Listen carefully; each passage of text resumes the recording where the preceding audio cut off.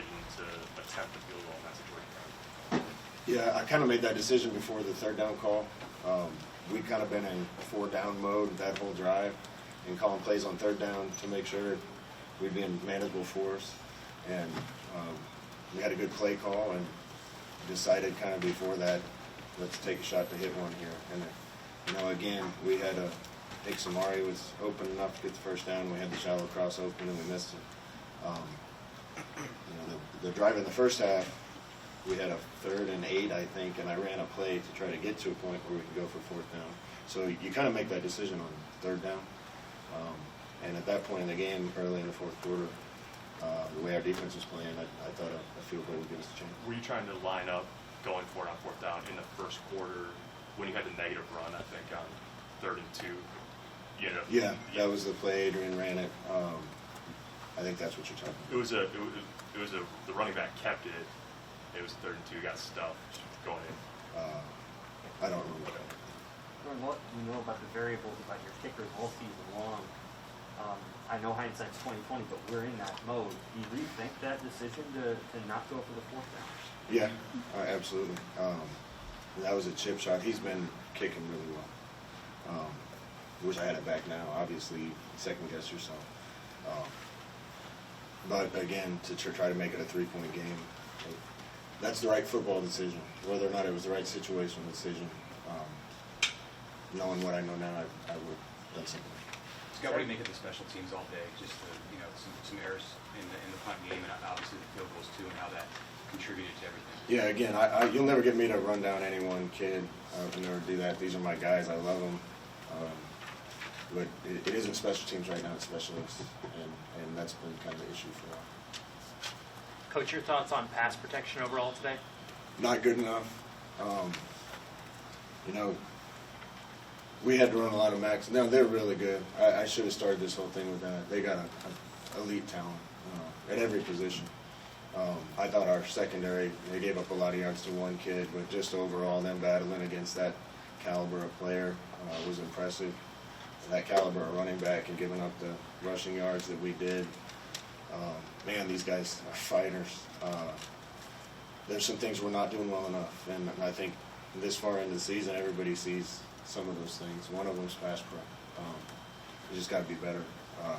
We have to call too many max pro things and boots with extra guys in, and that kind of limits us a little of what we can call and get going fast and get rhythm.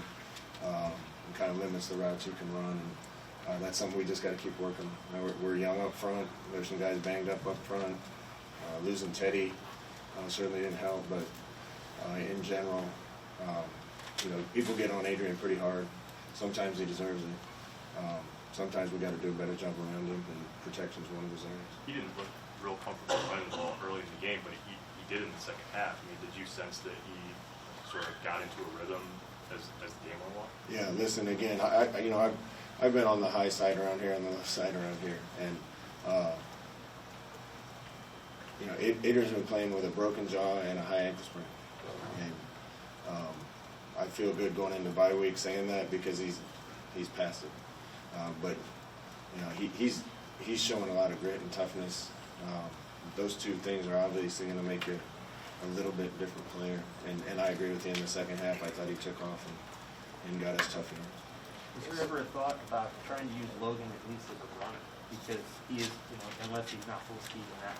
Logan is coming along. I got a ton of confidence in Logan right now. You're crazy if you don't think I'm playing the guy that gives us the best chance to win. I just mean as a runner, like as a package and run. Yeah, now you're taking a good player off the field to do that. And we've talked about all these things, but I'm disappointed. I hate losing more than anybody in that locker room. But I just love being the coach here. I love these kids. They battled through a lot, and this is going to pop at Nebraska. It just is. We're doing too many good things right. We got too many good young players. There's too many. We're putting ourselves in position to win too many games, and just not making a play or catching a break. The guys I feel bad for are the seniors, because JoJo and Stilly and Deontay and Markel A lot of those guys have just poured everything they got into this game. I thought JoJo played an unbelievable game. Those guys with a heart and soul, and I feel bad for them. For the rest of these young guys, they're doing a lot of really promising things. Scott, the jaw for Adrian, that was at Michigan State, obviously, but the ankle was that against Michigan then, so he's been No, playing. ankle was in practice. We had a ball on the ground and somebody dove on it and rolled up on it. Tuesday of Minnesota. Tuesday, Minnesota. Given the opponent, was this the best your defense has played this season, maybe in your tenure as head coach? Yeah, hard to say. I thought they played it's hard to say you played better than holding Michigan State to 15 yards in the second half. And again, this isn't against bad opponents. Ohio State's an elite team, and they're going to have a chance to be in the playoff, depending on the Michigan and Michigan State games. And Ryan does an unbelievable job with those guys. And for the caliber of player they have on offense, I was really impressed with the D.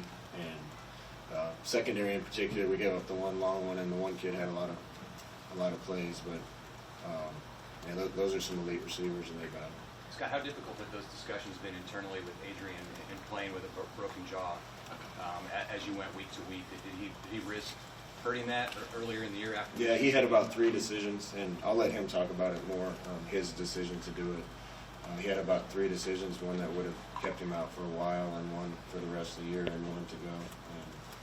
And yeah, he loves the team, and made that decision.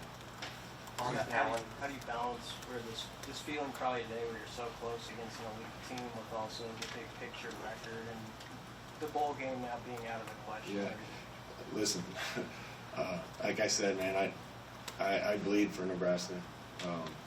I've lived in O'Neill and Lincoln and Cook and Wood River, and was born in Crete, and I bleed for this, and we're giving everything we have and pouring everything we have into this, and nobody's more disappointed to me that it hasn't happened yet. But there's too many good things happening for us to not get over this hump. And you know, I let this. You guys wrote about it a lot. I let the team, the captains, talk to the team after the game, and I told them today, don't hang your head. They should be proud of the way they played. They keep putting themselves in position, have a chance to win against really good competition. And we're doing a lot of things right. They just got to keep doing it and keep putting ourselves in position to win games. The one thing that I'll be critical of myself and the team is if we play with that much spirit in every game, I think we have a couple more wins. Now you go through a grind of a season, and it's tough to play your absolute best every single game. But I never want us to look back. There's guys jumping around on the benches and on the sideline, and that's the passion that Nebraska fans want to see. That's the passion that I want to see. One or two more, Coach? Yeah, what can you say about the effort that JoJo gave today, and might he or anyone else have a decision to make about opting out because of his or their health? JoJo's playing hurt right now too, and made a decision to play today because he loves his team and his coaches. I don't know what decision he'll make going forward, but it won't be because he's opting out. Okay. I don't see that happening with him. Scott, one more on the 4th down play. Does the fact that you're a big underdog play into the psychology of a situation like that? You know? Yeah. Again, I made a decision in the first half on a 3rd and 7 or 8 to try to run the ball to put ourselves in a position where I go for it on 4th down. And earlier in that drive we had, that was a 3rd and 5, and we had a play call that we liked. It worked. We didn't convert. Yeah, those are decisions when something doesn't work, you question it. If we complete the ball and he walks in the end zone, you're happy. But you got a guy open on 3rd down. Why not trust your offense to make another play on Well, 4th down? I was also trusting my defense at that point. Hindsight, we can question that a lot. You can't say we've lost games because of bad clock management and bad decisions and those types of things. That one I question myself.